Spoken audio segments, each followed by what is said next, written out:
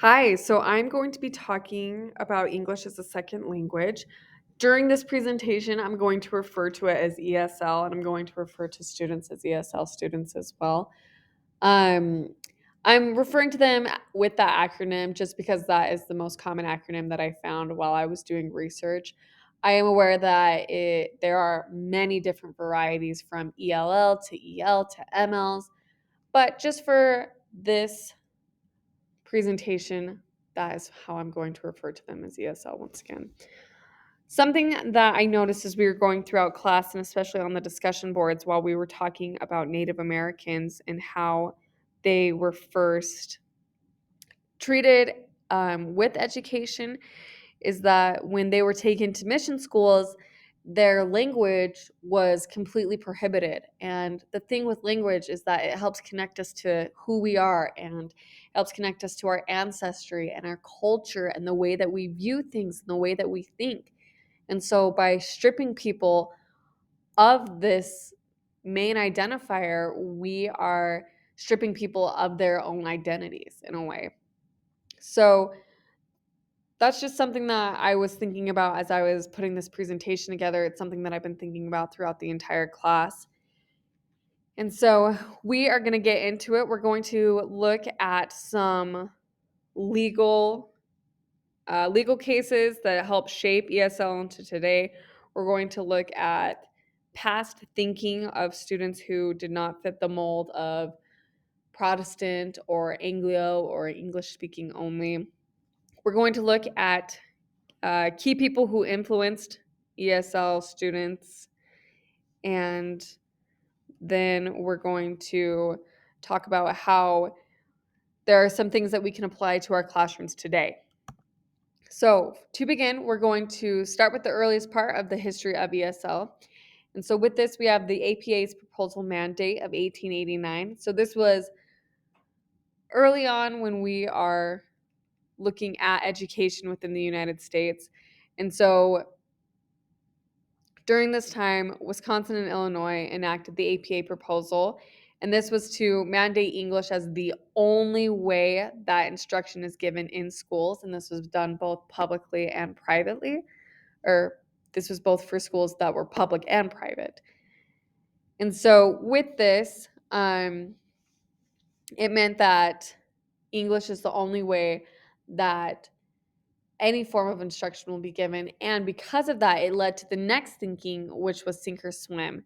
And so, with that, students would either understand English, start to pick it up, be able to communicate with English, or they would sink. They wouldn't be able to pick up the language, they wouldn't be able to understand what was going on with the classroom. And with that, most often they would stop coming. So, I want us to look, so we're going to start looking at the sink or swim, which was from 1920 to 1960 in those 40 years. And within those 40 years, we have this little timeline.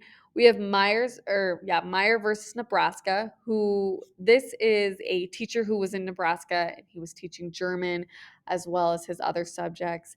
And when the Nebraska school board found out about it, it got taken to court, and the court ruled in favor of the board, saying that Mr. Meyer could no longer teach in German or teach a German class. He had to strictly teach English content. Then we have the bilingual instruction eradicated.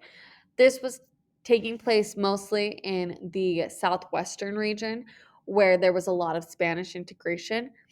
And so, with this, a lot of the teachers at the time would teach both in English and Spanish. They would an example would be that they would show kindergarten students colors and they would say this is both green and this is both verde. And so in 1930, it was mandated that that no longer happened. It was strictly English. Next, in 1930 to 1939, we start to see a little bit of a shift in thinking with English as a second language developed.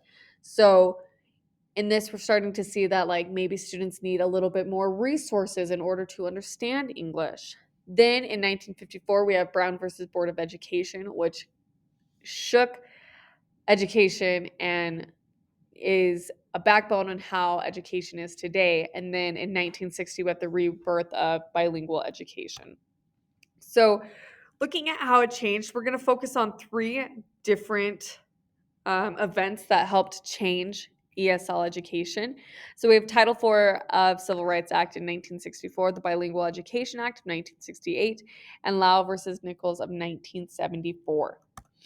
So the Title IV of Civil Rights Act of 1964, this is an act that looked at how discrimination of race, color, and national origin, if you discriminated against someone, specifically a student, based off of these three criteria, you would be in the wrong because you were receiving federal funds.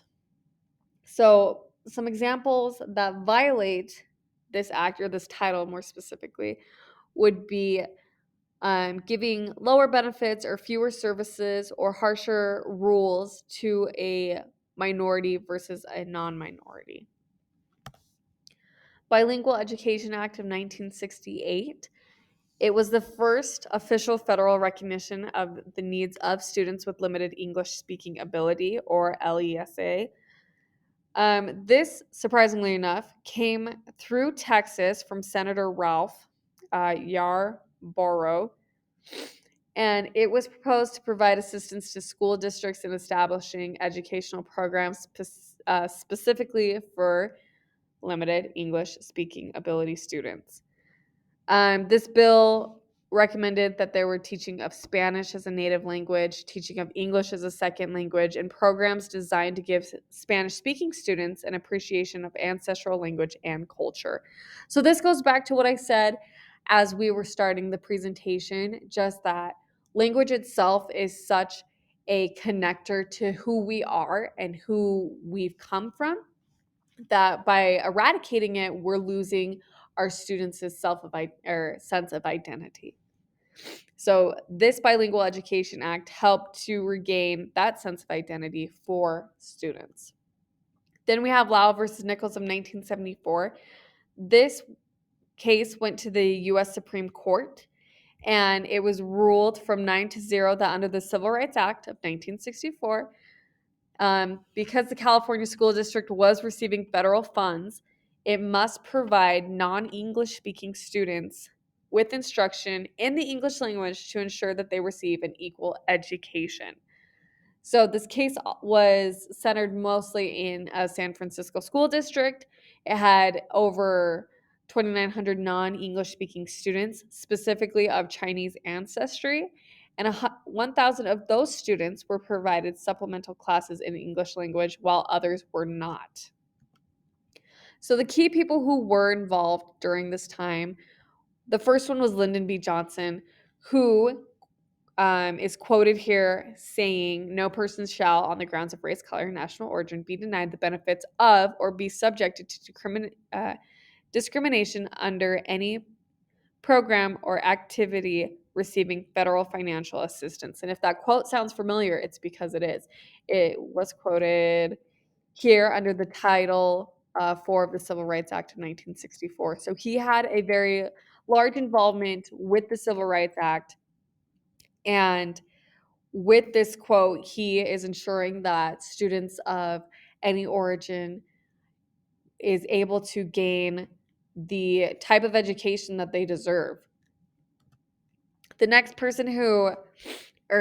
key person involved was Judy Cerena, and this was a case brought into the New Mexico courts, and it was saying that, according to the plaintiff, the school district deprived English as a second language students of meaningful bilingual and multicultural education, which was violating their constitutional rights under the 14th Amendment and Title IV of the Civil Rights Act of 1964.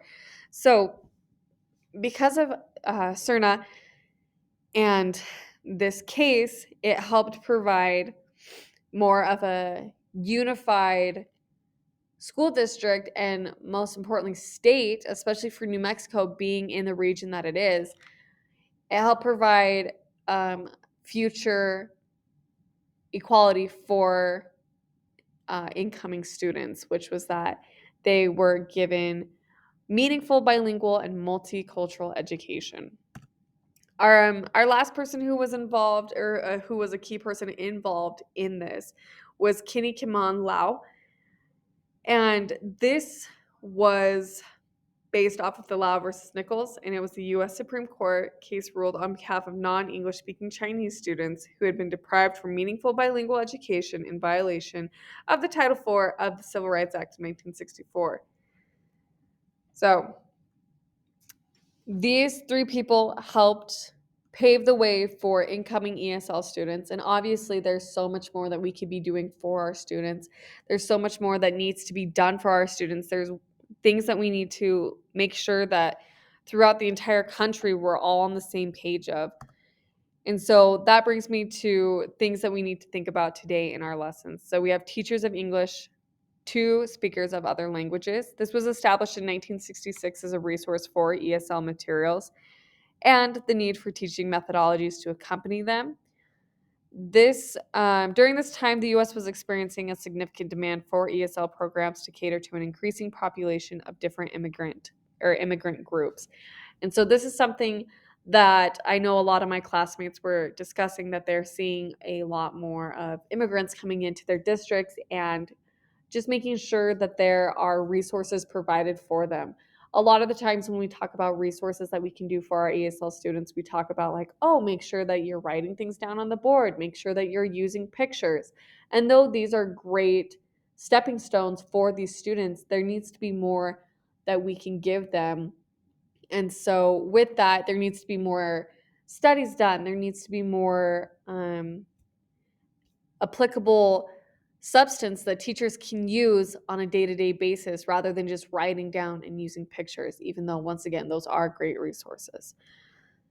So this is just something to, it feels that this type of presentation is not just a simply one and done, like this is how it started, this is how it ended, because with education, so much of it is just continuing our own research, continuing trial and error with our own students, and being able to report back to see, or being able to report back to our colleagues what we see as a success and what we see as maybe a failure, or maybe an opportunity to grow more.